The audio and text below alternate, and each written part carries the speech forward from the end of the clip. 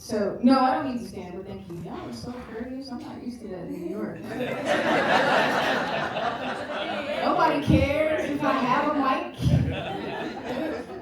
You need anything, you better get it yourself. Anyway, yeah, I'm born and raised from North Carolina, and it's very intentional for me to make sure that in the space that I'm about to share with you, that we're all on one accord.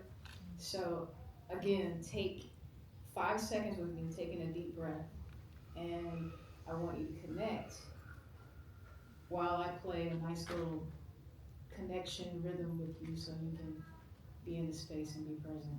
Can we do that? Yes. Here we go. 5, 4, 3, 2, and on 1, I want you to close your eyes.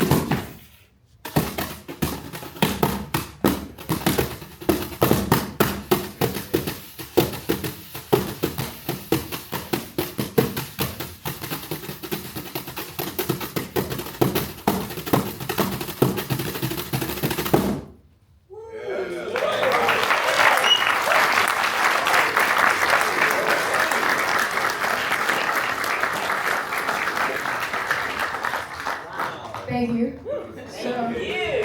You're welcome.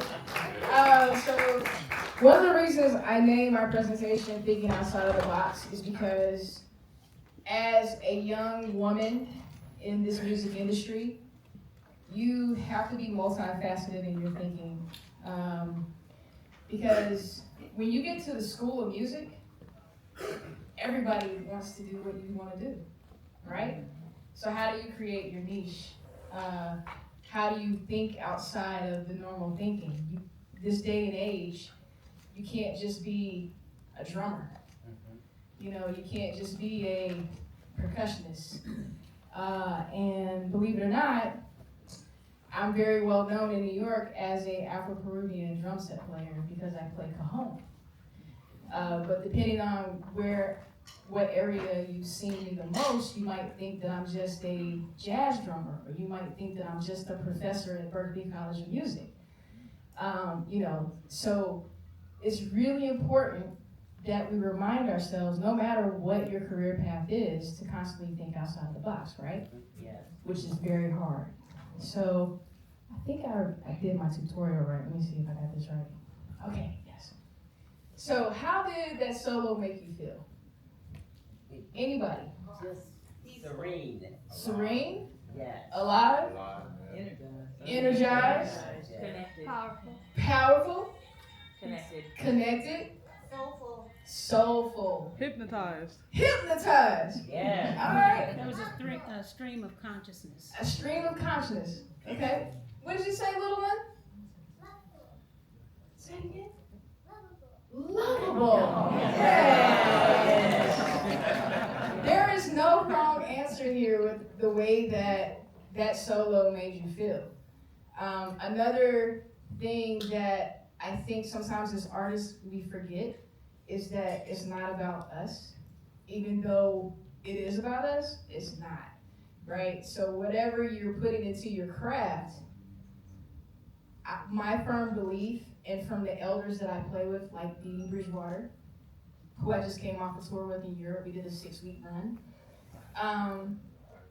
I've learned and I've been reminded that the essence of my gift is to share it, and to share it in a way that is community, right?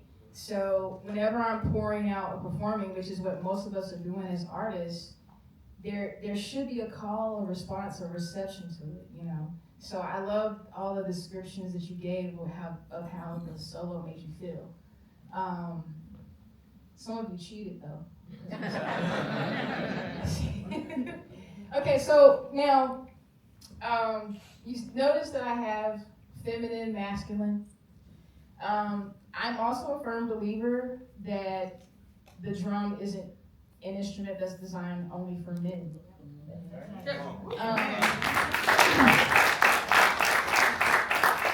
Thank you.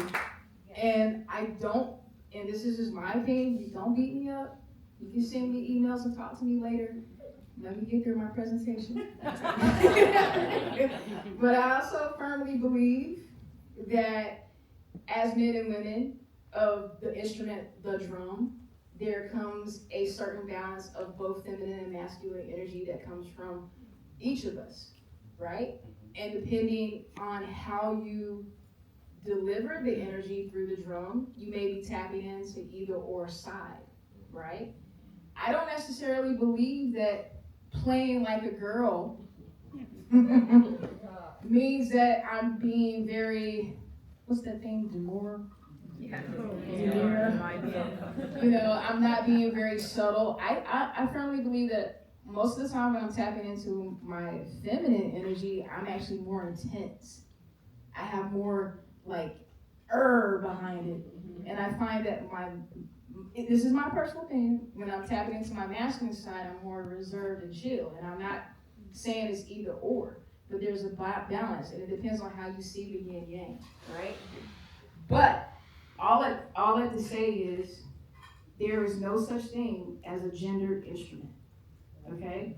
There never was and there never will be. I think it's a construct that was trying to create divide, and unfortunately it has worked in some societies. Like when I was in Peru studying cajon, which is a box that you sit on and play, there were certain scenes that I wasn't allowed on because I'm a woman, you know?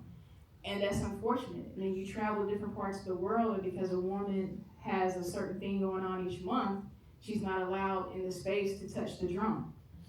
So, astronaut, but it happens, right? So that's also part of my perception, my belief of thinking outside of the box. And why did I choose thinking outside of the box? Because I thought that it was going to be the drum set that took me all around the world, even though technically it is. But it was actually the cajon that opened up the world for me, as well as playing free jazz. So when I moved from North Carolina, to Chicago to get my master's in music, two things happened. One, which was really epic for me, I was asked to play out of time for the first time ever in my life. And I was so uncomfortable because it had been drilled in me. No, you're the drummer. You keep the time. And for the life of me, I struggled. But Nicole Mitchell, who was one of my teachers from Chicago, from the AACM, which is also how I met Jovia Armstrong, who's playing at the festival tomorrow too. Nicole was like, well, I chose you because there's one thing that you have that a lot of people don't have. And I was like, what? She's like, you're not afraid to try. And I didn't think about that, but I definitely am not afraid to try. I will jump out of a plane. I've done it. I did it last year. I will attempt pretty much anything that's going to help me better myself, or remove anything that's a deterrent in my way, And it's not that I'm not afraid. It's not that I'm scared. But the difference is I'm willing to try to see how it will benefit me in the long run. And when I say benefit me in the long run, I'm also thinking about how it's going to benefit the others around me, right? Because it's about community. So we went through Alive and Rejuvenated and all of that. Let's move on. Uh-oh. How do I move forward? Uh-oh, Cedric. Cedric! Okay. Where has the drum taken me? Because of the discipline at my master's program, I decided to venture out. Remember, I said I like taking chances. And I was offered the opportunity to audition for an Afro-Peruvian ensemble that was opening up a jazz club specifically for jazz Peruvian music in New York. But there was some fine print. I had to learn all the rhythms from Peru. Lando, Festeo, Panalivio. You guys familiar with any of these rhythms? Would you like to learn them? Yes. All right, I love y'all. Take y'all on the road with me. Oh my God. All right, repeat after me. I'm gonna divide you up into sections. Are you ready? Yeah. Who wants the hardest part? Everybody in the middle. If you want to be in the middle, you can move. All right, so the hardest part, believe it or not, is keeping the downbeat. You're my foundation, okay? Everybody, are you all ready? Yeah. Okay, are you sure? Yeah. You got me? Yeah. Come on, Detroit. All right, so here's your tempo. You can clap it or you can stomp it, whichever one. Good. Now you gotta sit right here in the pocket, okay? Don't speed up. You're doing great so far. Okay, who wants the next hardest part? I said no. Yes.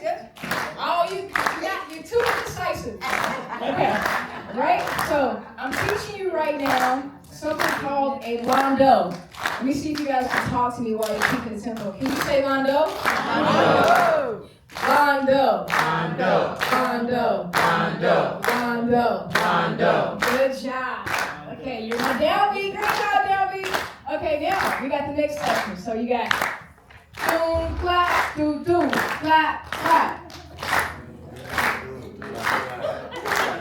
Doom, clap, doom, doom, clap, clap.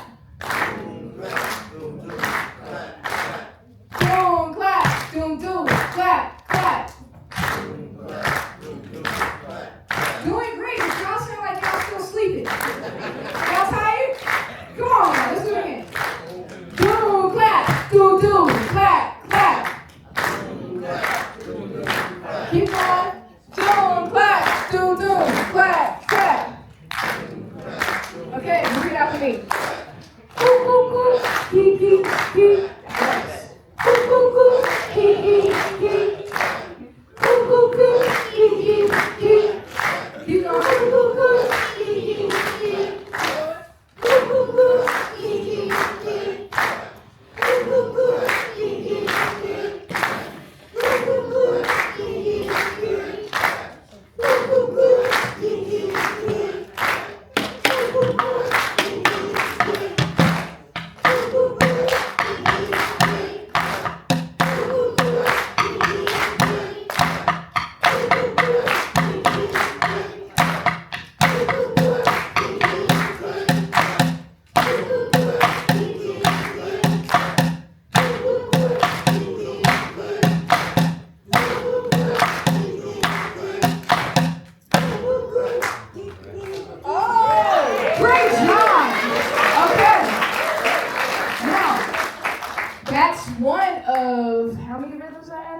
said Lando, Padalivio, Festejo. So that was one of 3 rhythms I had to learn on the cajon. I was not allowed to play drum set for 6 months because I had to take those rhythms, learn them in their pure form, then transfer them over to the drum kit. Why? Because in the band, there was a drummer who's called the master cajon player.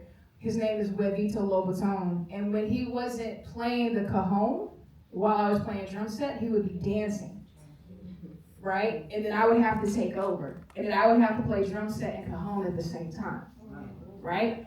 So that was really cool. And because of that, I got to go all over the world, including Peru a few times. I even started recording music because I started sounding like I was from Peru. People thought I was from Lima. You know, they didn't realize that I was just a little southern North Carolina girl, you know. And I'd be like, no, I'm not from Lima. No. And then finally I was like, yeah, I am. You know, I was like, I'm an honorary Peruvian, you know. And another thing that I learned through my travels with thinking outside of the box is I think sometimes people get it misconstrued and don't realize that the things that we can talk about in history, including the slave trade, it didn't just stop in America.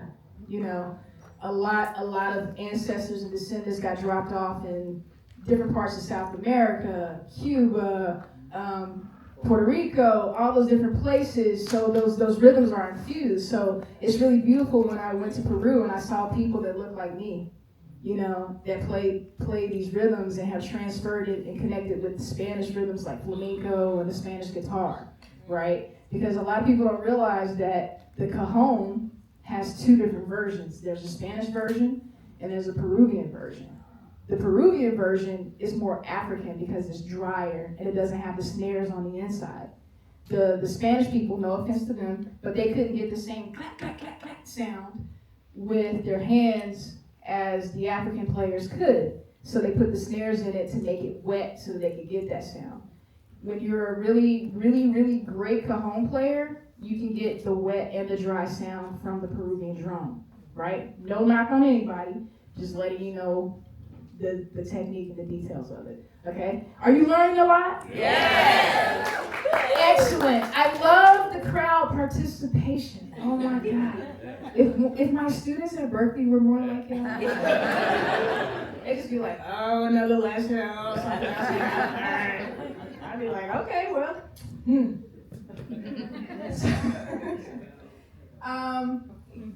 So a little bit about me and the artists that I've worked with.